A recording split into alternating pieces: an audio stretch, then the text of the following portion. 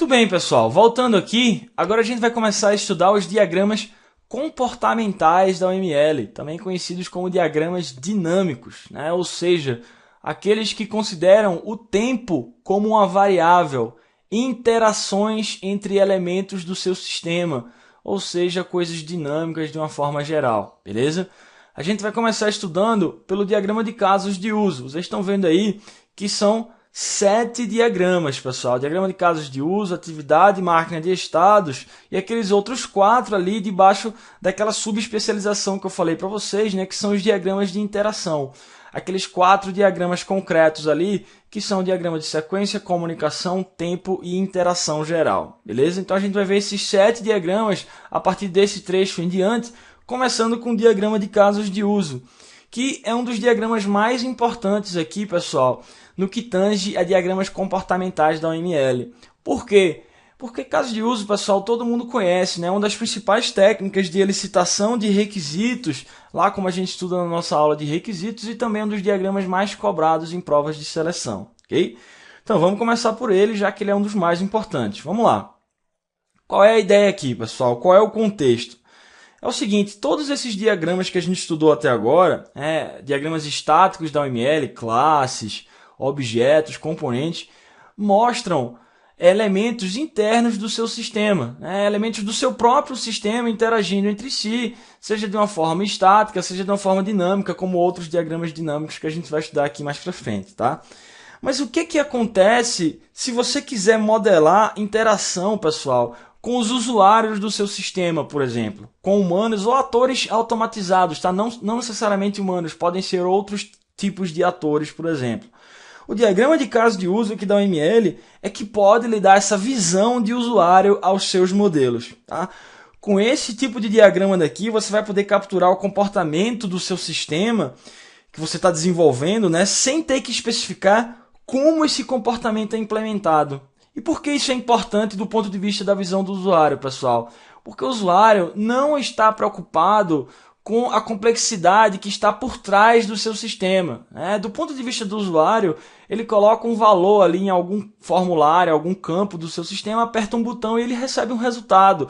Para ele o que importa é isso, é essa interação que, do ponto de vista do seu usuário, é interessante para ele saber o que está acontecendo ali. Agora, exatamente por trás, qual é a complexidade envolvida, como esse comportamento é implementado, como aqueles cálculos são feitos, como aqueles resultados são gerados para ele na tela, ele não está preocupado com isso, ok? Então, de todos esses diagramas que a gente estudou aqui, o que vai lhe dar essa visão de usuário, essa visão externa para os seus modelos, é justamente o diagrama de casos de uso, e é por isso que a gente vai começar estudando por ele, para dar esse foco no usuário, em termos de interações dinâmicas com o seu sistema, pessoal. Eu acho que todo mundo já sabe o que é um caso de uso, né? Mas por desencargo de consciência, caso alguém não esteja lembrado disso daí, pessoal, definição formal de caso de uso, basicamente é que um caso de uso denota um conjunto de sequência de ações. É isso, basicamente é isso, pessoal.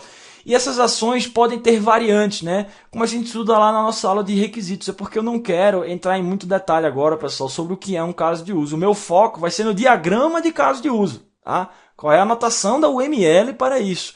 Estudar casos de uso a fundo, isso é para uma aula de requisitos, isso é outra história, tá? Só estou dando uma leve relembrada aqui para vocês. Então, caso de uso, sequência de ações, incluindo as variantes dessas ações, né? Fluxos alternativos, fluxos de exceção, que o sistema vai realizar para gerar algo de valor observável para o ator que está interagindo com esse sistema, certo? Então é aquele velho bate-bola, né, pessoal? O usuário clica ou seleciona alguma opção no seu sistema. O sistema responde com tal valor. O usuário vai até determinado link do seu sistema. Clica, seleciona, coloca valores. O sistema responde de determinadas formas. Aquele velho bate-bola entre o usuário, né, o ator que está utilizando aquilo dali, e a resposta que o sistema dá, a gente modela através de casos de uso, tá? O que a gente vai estudar aqui é o diagrama de casos de uso. As especificações textuais de casos de uso, isso é outra história, fica para a nossa aula de requisitos, tá? Que eu vou gravar, vocês vão poder ter a oportunidade de assistirem também, beleza? Então, Um caso de uso, a gente diz, pessoal, que é uma técnica de elicitação de requisitos. Sim, é uma técnica de elicitação de requisitos, porque com ele você pode especificar diversos cenários de uso para os seus usuários. É muito comum você sentar com o usuário e perguntar, tudo bem, como é que você visualiza a utilização desse seu sistema? Ele vai dizer, ah não, eu quero entrar, eu quero clicar em tal botão, eu quero que aconteça isso, eu quero poder pesquisar de tal forma, colocar tais valores, etc. Quando você começa a elicitar, pessoal, é tornar claro, ok? É descobrir requisitos. Quando você começa a elicitar esses requisitos, você gera casos de uso. E a gente diz que casos de uso é uma técnica de elicitação de requisitos baseada em cenários. Por quê? Porque um caso de uso especifica vários cenários, pessoal. É como se a partir de um caso de uso você pudesse gerar N cenários, né, a partir dele. Então, por exemplo, pensa numa situação aqui comigo. Eu tenho o caso de uso de retirar dinheiro. Tá? Eu estou modelando uma aplicação bancária onde você pode fazer depósitos bancários, você pode olhar o seu saldo bancário, você pode fazer um saque, você pode retirar dinheiro da sua conta, tá? Beleza, então vamos dizer que você tem esse caso de uso no seu sistema, retirar dinheiro. Ok, pessoal, mas esse seu caso de uso, como eu falei para vocês, vai especificar vários cenários de uso. Então, vários cenários, o que eu quero dizer é o seguinte, um cenário é um conjunto de possibilidades dentro daquele caso de uso ali, que vai, no final das contas, resultar em algum valor observável para aquele ator. Então, por exemplo, nesse meu caso de uso de retirar dinheiro, eu posso tentar retirar dinheiro com saldo e dá tudo certo. A minha conta tem saldo, eu recebo uma mensagem de sucesso no final. Beleza. Posso tentar fazer a mesma coisa, nesse meu mesmo caso de uso, vai ter lá um fluxo de exceção, por exemplo, um fluxo de erro, que na verdade o usuário tentou retirar dinheiro e não tinha saldo, então ele vai receber uma mensagem de erro na tela dele, por exemplo. Posso tentar retirar dinheiro e a conta ou a senha estarem erradas e assim por diante.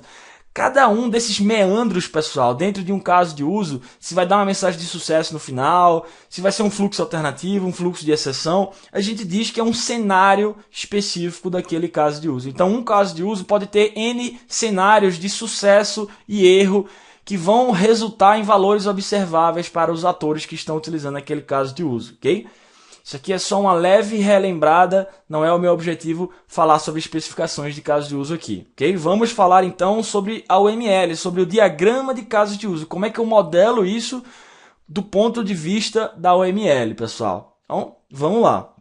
Diagrama de casos de uso contém um conjunto de casos de uso e modela interações entre atores e o sistema e o próprio sistema. Então é aquele bate-bola que eu falei para vocês, né? Atores e o seu sistema, o usuário, né? O ator que está utilizando aquele caso de uso faz alguma ação, o sistema responde com algum valor e assim por diante, certo? Também posso modelar interações entre o próprio sistema. Um sistema chamando outro, por exemplo. Posso fazer isso com casos de uso aqui. Posso ter atores que representam humanos, posso ter atores que representam hardwares, posso ter atores que representam outros sistemas nos meus diagramas e assim por diante, ok? Cuidado com isso, hein, pessoal? Um ator não é obrigado a ser uma pessoa, tá? Um ator é simplesmente um conjunto de responsabilidades. Então pode ser sim, ok, pode ser um humano representando um usuário do seu sistema, mas um ator pode ser um hardware, por exemplo. Um ator pode ser um outro sistema, outros processos e assim por diante, ok? Cuidado com isso daí, isso já caiu em prova várias vezes. Um ator é um humano, né, uma pessoa que utiliza o seu sistema, nem sempre, não necessariamente a rigor, ok? Beleza, eu falei para vocês que é uma técnica baseada em cenários, então um diagrama de casos de uso, na verdade um caso de uso, né, descreve um conjunto de cenários possíveis ali de sucesso e erro dentro daquele caso de uso. É uma técnica muito utilizada para elicitar, capturar requisitos do usuário, porque dá essa visão do usuário, né, pessoal? Você nunca diz, num caso de uso, como as ações são realizadas, como é que o seu sistema realiza cálculos, como é que o seu sistema gera valores. Você simplesmente diz o que o seu sistema faz. Tá? O que é que o usuário tem ali como opções de uso e o que é que o sistema dá como resultado de volta para ele, mas nunca como essas coisas são feitas. Então isso é a técnica ideal para você isolar os seus usuários, os seus clientes, justamente dessas complexidades que estão por trás dos seus sistemas. É a técnica ideal para você, por exemplo, capturar requisitos do seu usuário. Fica bem no nível dele, todo mundo entende quando você escreve um caso de uso, ok? E a gente diz também que quando você elicita uma série de casos de uso e fecha o seu modelo de casos de uso, você está delimitando o escopo do seu sistema. Porque normalmente, pessoal, um caso de uso denota uma funcionalidade que pode ser utilizada pelos seus usuários daquele seu sistema. Então eu tenho o caso de uso de, sei lá, fazer matrículas, eu tenho o caso de uso de cadastrar alguma coisa, o caso de uso de pesquisar alguma outra coisa e assim por diante, tá? Então, quando a gente fecha um conjunto de casos de uso, a gente acaba delimitando o escopo do nosso sistema em termos de requisitos. Escopo, pessoal, é aquilo que está dentro e aquilo que está fora do seu sistema, né? Então, tudo que estiver dentro do seu sistema vai estar de acordo com o escopo desse seu sistema, e isso pode ser modelado em termos de casos de uso que foram levantados para esse seu ambiente. Muito bem. Okay, então essa é a ideia por trás de casos de uso, e agora a gente vai ver como é que modelamos casos de uso a partir de diagramas de casos de uso, pessoal. Vamos lá. Então tá aí. Esse daí é um diagrama de casos de uso. Então, o que é que vocês podem encontrar aí nesse diagrama, pessoal? Deixa eu ir falando sobre as várias notações que vocês encontram aí. Primeiro, esse quadrado aí, tá, que está delimitando os casos de uso lá dentro, tá, que são essas elipses, e os atores aí fora, delimita as fronteiras do seu sistema. Então, nesse caso daí, eu estou modelando um sistema de vendas. Tudo que está dentro desse quadrado aí, sistema de vendas, faz parte do escopo do seu sistema, ok? Já caiu em prova uma pergunta assim, por exemplo. Um ator é sempre uma entidade externa ao seu sistema. Sempre. Verdadeiro ou falso? Verdadeiro. Muita gente marca falso essa questão porque o cara fica viciado, né? Sempre que aparecer a palavra sempre, eu vou marcar falso, porque sempre tem uma exceção. Às vezes não tem exceção, pessoal. Esse aqui é o caso. Ator é sempre uma entidade externa ao seu sistema. Por isso que esses atores que são representados por esses stickmen aí, né, pessoal? Stickman é o homenzinho aí, desenhado como pauzinhos aí, né? Sempre ficam fora do seu sistema, tá? São os atores. Atores são essas responsabilidades, essas entidades que se relacionam de alguma forma com o seu sistema, tá? Mas beleza, vamos por parte. Então, a gente tem a fronteira do nosso sistema, delimitada por esse quadrado aí, tá? Que é o nosso sistema de vendas. Os casos de uso são denotados pelas elipses. E aos casos de uso estão associados os atores do seu sistema. Lembrando, o ator é sempre uma entidade externa ao seu sistema. E lembrando também que isso já cai em prova várias vezes. Pode ser um humano? Sim, normalmente é um usuário do seu sistema, tá? Mas também pode ser um hardware ou até outro sistema com o qual esse seu sistema que você está modelando se relaciona. Beleza? Então vocês estão vendo diversos tipos de relacionamentos que são possíveis aí, pessoal. Por exemplo, você tem relacionamentos entre casos de uso. Então tá lá, os casos de uso representam as funcionalidades desse meu sistema de vendas. Fazer pedido, verificar pedido, entregar produto, fornecer produto, calcular postagem. Cada uma dessas elipses aí é um caso de uso do meu sistema. E eu tenho relacionamentos entre casos de uso. Tá aí, ó, um caso de uso que estende o outro, um caso de uso que inclui o segundo dentro dele e assim por diante, tá? Vou falar sobre esses relacionamentos. Vou falar sobre 3 relacionamentos, na verdade, aqui entre casos de uso, pessoal. Inclusão, extensão, e tem um que não está aparecendo aí, que é o de generalização entre casos de uso, que é o que normalmente cai em prova, ok? Vocês estão vendo aí que esses relacionamentos de extensão e inclusão são dependências, né? Olha lá, linha tracejada, seta com a ponta aberta, isso é um relacionamento de dependência, mas estereotipado para dar uma semântica específica aqui a casos de uso. Qual é o estereótipo aí, pessoal? Extende e inclui, tá? Extends ou include, se você fizer isso em inglês, tá? Tudo que aparecer entre menor, menor, maior, maior é um estereótipo. Eu vou falar mais sobre isso mais à frente, ok? Beleza. Também é possível ter relacionamentos entre atores e casos de uso. É um relacionamento de associação, pessoal. Então tá lá, o ator cliente ali fora se relaciona através de associações com os casos de uso. Fazer pedido, verificar pedido e cancelar pedido, por exemplo.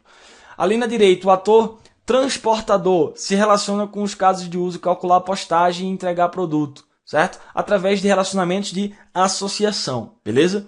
Também posso ter relacionamentos entre atores, mais especificamente aí vocês estão vendo o relacionamento de generalização. Então, um cliente é o ator mais genérico, eu tenho um cliente especial e o cliente comum ali embaixo, que são especializações daquele meu ator mais genérico cliente ali em cima. Vamos ver isso aqui mais à frente também, ok? Cuidado que vocês sempre leem, pessoal, esses relacionamentos no sentido da seta, tá? Eu vou falar mais sobre isso quando a gente estudar inclusão e extensão, mas, por exemplo, mostrando esse diagrama aí para vocês, se vocês pegarem, por exemplo, o caso de uso verificar pedido com o caso de uso procurar pedido, leiam esse relacionamento de inclusão entre esses dois casos de uso no sentido da seta. Então, verificar pedido inclui procurar pedido, tá? Sempre leiam no sentido da seta. Ali, por exemplo, entre fazer pedido e cliente especial. O caso de uso cliente especial estende o caso de uso fazer pedido. Leiam sempre no sentido da seta. Vai ficar mais claro quando a gente estudar esses relacionamentos aqui mais à frente, ok? Então vamos lá, passando aqui. Falei para vocês que além dos relacionamentos de inclusão e extensão, que eu vou explicar daqui a pouco, é possível haver generalizações entre casos de uso, pessoal. Igualzinho às generalizações entre classes. Ou seja, eu tenho algo mais genérico lá em cima e especializações embaixo. As especializações que estão herdando, né, como se fosse uma herança, né, pessoal, embaixo, tem tudo que o cara de cima tem e mais um pouco. O cara de cima é mais genérico, os caras de baixo são mais especializados, tem tudo que tem lá em cima e mais alguma coisa, ok? É o caso aqui, é o que eu estou falando. O filho herda o comportamento do pai, podendo adicionar e redefinir passos em pontos arbitrários do comportamento original. Então, vamos lá, o exemplo que eu estou mostrando aqui para vocês é o seguinte. Tem 3 casos de uso aí, pessoal, só que um deles é o mais genérico. E os outros 2 ali de baixo estão herdando dele, tá? Então a generalização aí é entre realizar pagamento, que é o mais genérico, e realizar pagamento com cartão de crédito e realizar pagamento com cheque. E o que quer dizer isso? Olha lá, lendo de novo. Os filhos ali embaixo de realizar pagamento com cartão e pagamento com cheque herdam o comportamento do pai. Ok, tem tudo que o realizar pagamento ali em cima tem. Mas, em algum ponto dos fluxos de ações, né, das sequências de ações desses 2 casos de uso aqui embaixo, eles podem, né, não é obrigado, mas podem adicionar ou até redefinir passos em pontos arbitrários dele do comportamento original que veio lá de cima. Então, no exemplo que eu estou dando aí para vocês, é bem claro. Tem tudo que tem em realizar pagamento, mas em algum ponto de ação desse meu caso de uso de realizar pagamento com cartão de crédito, por exemplo, eu vou pedir o número do cartão, por exemplo. Certo? Posso ter um fluxo lá dentro desse caso de uso que diz, olha, eu sou um comportamento especializado, eu sou um pagamento com cartão de crédito. Então, em algum momento aqui eu vou ter que pedir o número do cartão, por exemplo, a senha do cartão e assim por diante, ok? Mesma coisa com pagamento com cheque. Em algum momento eu vou pedir para o cara assinar o cheque, certo? Então, uma coisa mais genérica ali em cima, que é o realizar pagamento, e esses 2 casos de uso aqui embaixo mais especializados que podem redefinir passos em qualquer ponto dentro deles para dar uma coisa mais especializada, um comportamento diferente do comportamento original, específico para a especialização de cada um desses casos aí embaixo. Beleza? Ok. Igualzinho ao nosso diagrama de classes, né, pessoal? A herança aí, só que não entre classes, aí é entre casos de uso. Beleza? Então agora a gente vai ver inclusão e extensão, pessoal. Inclusão e extensão, ambos são dependências, tá? Na verdade, o macrotipo de relacionamento aí é o relacionamento de dependência, que a gente viu até que a notação era aquela, né, de linha pontilhada com a seta aberta ligando 2 elementos da UML. Aqui é o mesmo caso, só que eles são estereotipados, tá? Em vez de usar uma dependência genérica, como a gente estudou lá no caso no diagrama de classe, aqui a gente coloca os estereótipos que são de inclusão e extensão. Beleza, qual é a ideia aqui, pessoal? Relacionamento de inclusão. Use quando o mesmo comportamento se repete em mais de um caso de uso e o processo de realizar X sempre envolve realizar Y pelo menos uma vez. O que quer dizer isso, pessoal? Vamos voltar aqui no diagrama que vocês vão entender melhor. Tá lá. Eu tenho um relacionamento de inclusão, por exemplo, entre cancelar pedido e procurar pedido. Cancelar pedido inclui o caso de uso procurar pedido. Para que serve? Na verdade, os dois, tá? Para que servem os relacionamentos de extensão e inclusão do diagrama de caso de uso? Para você fazer, pessoal, reuso, tá? Para você poder reutilizar determinados casos de uso em pontos de outros casos de uso. Por exemplo, aqui, para eu verificar um pedido e para eu cancelar um pedido na semântica desse meu diagrama aqui, eu sempre vou ter que procurar um pedido antes. É o que está sendo modelado aqui para vocês. Vejam como verificar pedido inclui procurar pedido e cancelar pedido também inclui o caso de uso de procurar, certo? Beleza, então é o que eu estou falando aqui para vocês nesse slide. Você vai usar um relacionamento de inclusão quando você quiser incluir comportamentos de outro caso de uso dentro do primeiro caso de uso. Olha lá, quando você quer realizar um processo de X, mas para realizar um processo de X, sempre vai estar envolvido dentro dele realizar o processo de Y pelo menos uma vez. Então, no meu exemplo aqui do diagrama, para você verificar pedido, em algum ponto desse caso de uso, você vai ter que procurar um pedido. E é por isso que você está incluindo o comportamento de procurar pedido dentro do verificar pedido, tá? E aí você pode reutilizar esses casos de uso como inclusões em vários outros. Por exemplo, o caso de uso de procurar pedido, ele está sendo incluído no verificar pedido e no cancelar pedido. Em vez de você reescrever todas as vezes os passos para você procurar um pedido, você faz um caso de uso só e sai incluindo ele em outros. Beleza? É essa a ideia aqui. Então a palavra-chave para o relacionamento de inclusão, pessoal, é obrigatoriedade. É isso que eu estou falando para vocês. Sempre que um comportamento se repete em mais de um caso de uso, para quê? Para reutilizar esse comportamento, né? Para não ter que escrever toda vez. Sempre que isso se repetir e o processo de você realizar um caso de uso X obrigatoriamente envolver realizar passos do caso de uso Y, então você vai usar o relacionamento de inclusão. É obrigatório aqui nesse meu exemplo do diagrama realizar passos do caso de uso procurar pedido dentro do caso de uso de verificar pedido em algum ponto dele, ok? Muito bem. Além do relacionamento de inclusão, temos o relacionamento de extensão. Aqui é o contrário, olha lá. A palavra-chave aqui não é obrigatoriedade, pessoal, é opcionalidade. Olha só, use quando você quiser modelar um comportamento opcional de um caso de uso. Vamos voltar aqui no diagrama para mostrar o exemplo a vocês. Lá em cima, pessoal, o caso de uso de fazer pedido, por exemplo. O caso de uso de fazer pedido, ele é estendido, tá? Sempre leiam na direção da seta, pessoal.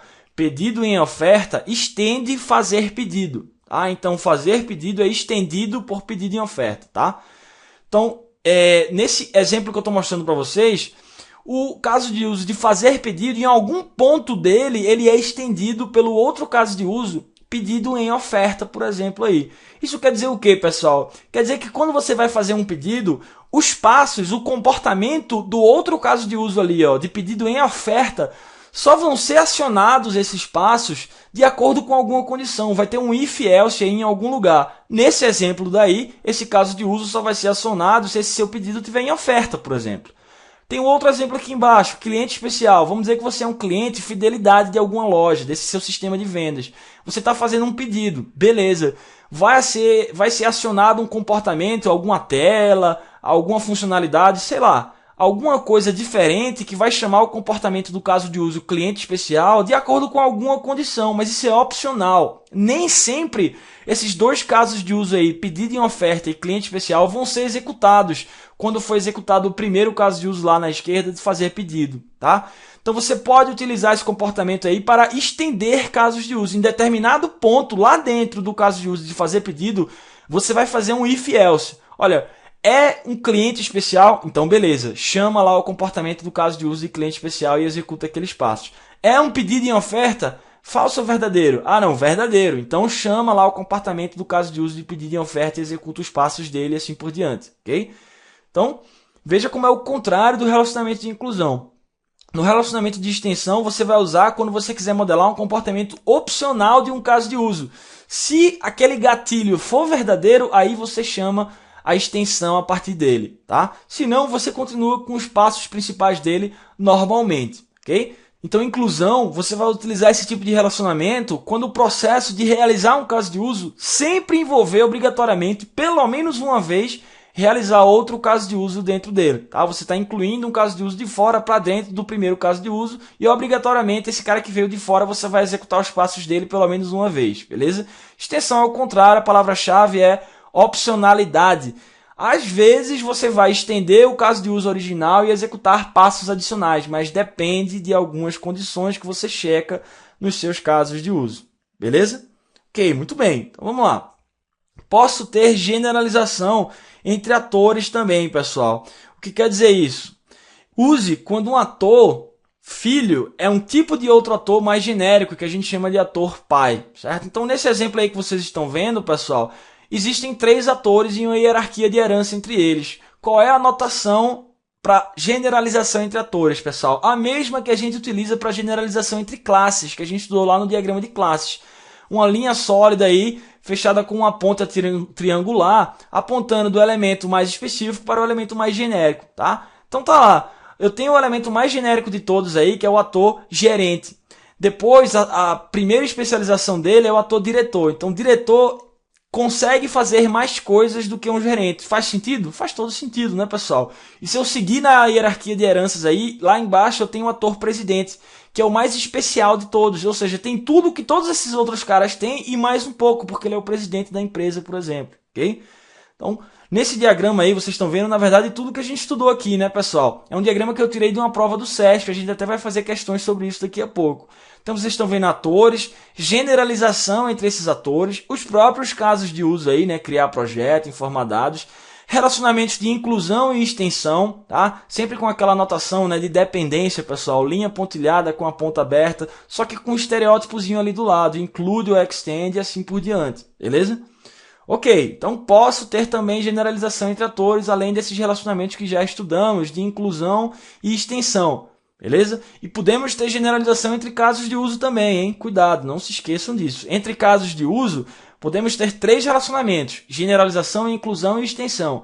Entre atores, podemos ter o relacionamento de generalização. E entre atores e casos de uso, a associação, a própria associação entre o ator e o caso de uso, essa linha sólida ligando os dois, ok? Beleza?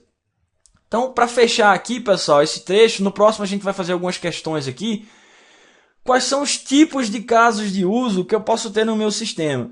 Eu posso ter um caso de uso concreto e um caso de uso do tipo abstrato. O caso de uso concreto, pessoal, é o mais comum. Ele é um caso de uso autocontido, ou seja, você dispara os fluxos de ações daquele caso de uso por um ator e ele tem um fluxo completo, do início ao fim. Esses casos de usos concretos, pessoal, são os que são ativados diretamente por atores, tá? É o que eu estou falando ali embaixo. Atores enxergam apenas esses casos de uso concretos, beleza? Agora, também podemos ter casos de uso abstratos. Um caso de uso abstrato, pessoal, nunca é instanciado diretamente, ou seja, ele nunca vai ser invocado diretamente por um ator. Normalmente, ele é chamado por outro caso de uso, né?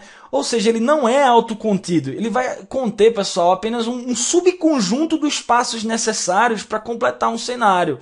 Então, por exemplo, aquele diagrama que a gente estudou aqui alguns slides passados, pessoal, eu tenho um caso de uso de fazer um pedido e eu tenho uma extensão dele que é pedido em oferta, tá? Normalmente, esses casos de uso abstratos são incluídos em outros casos de uso, estendidos de outros casos de uso ou generalizações de outros casos de uso.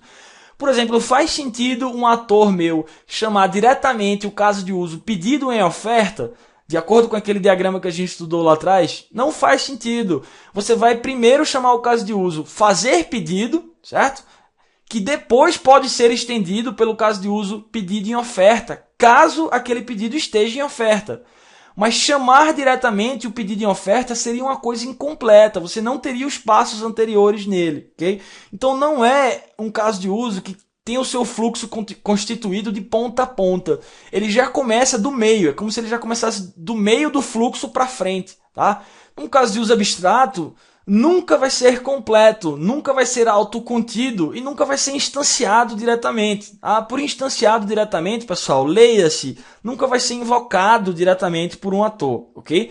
A notação para isso daí, antes que eu esqueça, pessoal, como qualquer coisa abstrata, como a gente estudou lá no nosso diagrama de classes, é você escrever o nome do caso de uso em itálico, certo? Toda vez que o nome do caso de uso aparecer em itálico nos diagramas, significa que ele é um caso de uso abstrato, é um caso de uso incompleto. Normalmente, não é obrigado, normalmente vai ser um caso de uso que está sendo incluído em outro, ou um caso de uso que está estendendo um primeiro, ou um caso de uso genérico que está fazendo parte de uma hierarquia de generalizações no seu diagrama, ok? Atores, então, enxergam, conseguem invocar diretamente apenas os casos de uso concretos, pessoal. Beleza? Ok. No próximo trecho, a gente faz algumas questões sobre casos de uso, pessoal. E aí, fecha esse diagrama, podemos passar para o próximo, que será o diagrama de atividade. Ok? Voltamos já.